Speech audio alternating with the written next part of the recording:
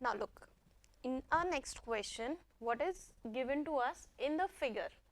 That means this figure is given to us, ठीक है. यहाँ पे एक right angle triangle given है, PQR, which is right angled at Q. Right angle कहाँ पर है? Q पर right angle है, and R is the angle considered. यहाँ पे R angle को mark किया हुआ है, okay. So PQ की length given है 12 centimeters and PR की length given है हमें 13 centimeters. Now 12 और 13 सेंटीमीटर दो साइड्स आपको गिवन है किसी राइट एंगल ट्रायंगल की. सो डेफिनेटली हम क्या कर सकते हैं, हम थर्ड साइड को फाइंड आउट कर सकते हैं बाय यूजिंग पाइथागोरस थ्योरम. तो पहले हम हमेशा यही करेंगे कि हम सबसे पहले क्या कर लेंगे, हम थर्ड साइड को राइट एंगल ट्रायंगल में फाइंड आउट करेंगे, पाइथागोरस अप्लाई करेंगे, ओके. और उसके बाद में हम ये कंसिडर करेंगे कि हमें किस एंगल के लिए क्या फाइंड आउट करना है, ठीक है. तो जिस भी एंगल के लिए हमें फाइंड आउट करना है, ओके, जैसे टेंजेंट P गिवन है तो हम P को कंसिडर करके एक डायग्राम बनाएंगे, and then cot R given है तो R को कंसिडर करके एक डायग्राम बनाएंगे. जो भी डायग्राम बनेगा हमारा उसके अकॉर्डिंग ये वैल्यूज फाइंड आउट करेंगे और कैलकुलेशन लास्ट क्वेश्चन की तरह ही करेंगे, okay. So let's see, okay.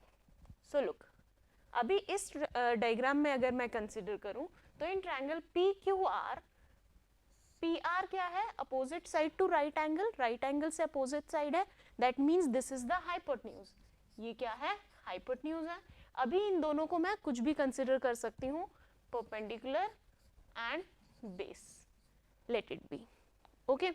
So देखिए अभी इन ट्रायंगल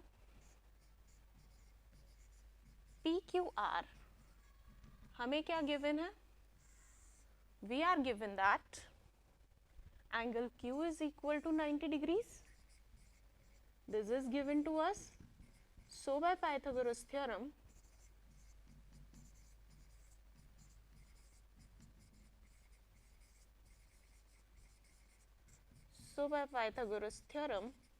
हम क्या कह सकते हैं, hypotenuse square equals to perpendicular square plus base square, okay.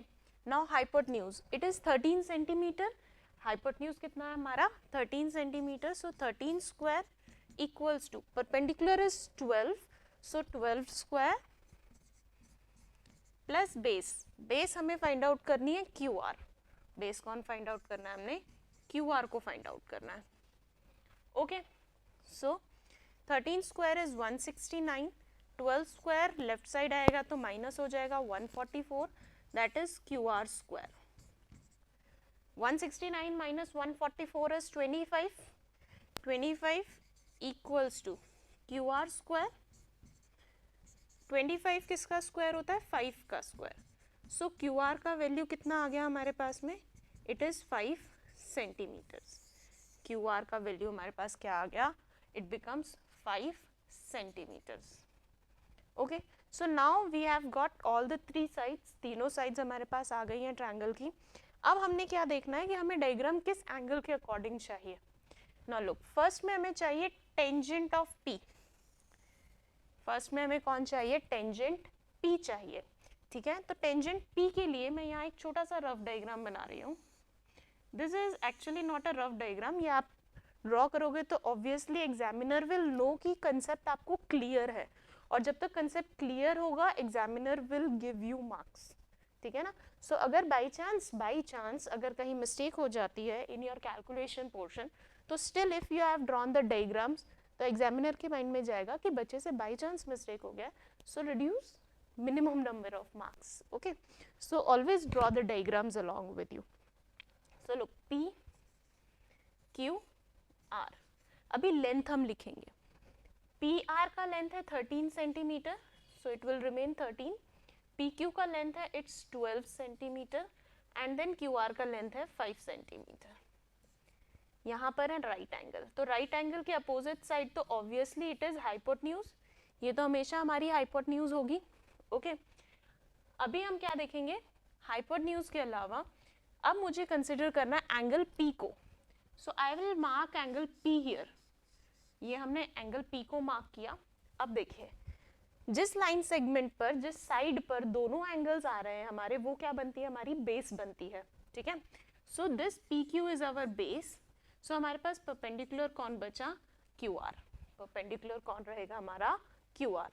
So according to this diagram tangent P का वैल्यू क्या होगा, it is base perpendicular upon base, कितना होगा, perpendicular upon base. Now perpendicular का value, perpendicular is 5 centimetre and then base is 12 centimeters, 12 centimeters. So cancel 5 by 12. Okay.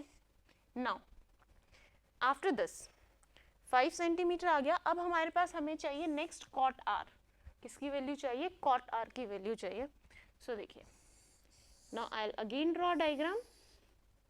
Here P Q R, length फिर से same होगा 13 centimetre, 12 centimetre and 5 centimetre. ये hypotenuse रहेगा हमारा क्योंकि ये 90 डिग्री के अपोजिट साइड है. ओके. अब हमने एंगल कंसिडर करना है, एंगल आर, एंगल आर. सो जहां पर जिस साइड पर दोनों एंगल्स हैं वो क्या बनेगा, हमारा बेस बनेगा. ठीक है. So this is my base and this is my perpendicular. Okay. So अब हम वैल्यू निकालेंगे कॉट ऑफ आर की. पहले डायग्राम बन गया हमारे पास में. अब हमको वैल्यू चाहिए कॉट आर की. कॉट आर की जो वैल्यू है वो कैसे रहेगी हमारी, बेस अपॉन परपेंडिकुलर. टेंजेंट और कोट एक दूसरे का इनवर्स होता है, तो अगर यहाँ परपेंडिकुलर अपॉन बेस है तो यहाँ क्या होगा, बेस अपॉन परपेंडिकुलर. ठीक है. So base is here 5 centimetre and perpendicular हमारा कितना है, 12 सेंटीमीटर्स. So cancel 5 by 12. अब हमें वैल्यू किसका फाइंड आउट करना था, हमें वैल्यू फाइंड आउट करना था यहाँ पे tangent P minus cot R के लिए. सो टेंजेंट P का वैल्यू कितना है, it's 5 by 12 minus cot R का वैल्यू भी सेम है 5 by 12. So cancel them out, answer would be 0. Answer क्या आ जाएगा हमारा, 0. तो ये काम तो हमने उतना ही किया जितना हमने लास्ट क्वेश्चन में किया था. उसके बाद हमसे जस्ट इसकी वैल्यू पूछी है, tangent P minus cot R क्या होगा. सो हमने दोनों की वैल्यूज रख के क्या कर दिया, सब्ट्रैक्ट कर दिया. Okay. So now we will move towards our next question and which is interesting one.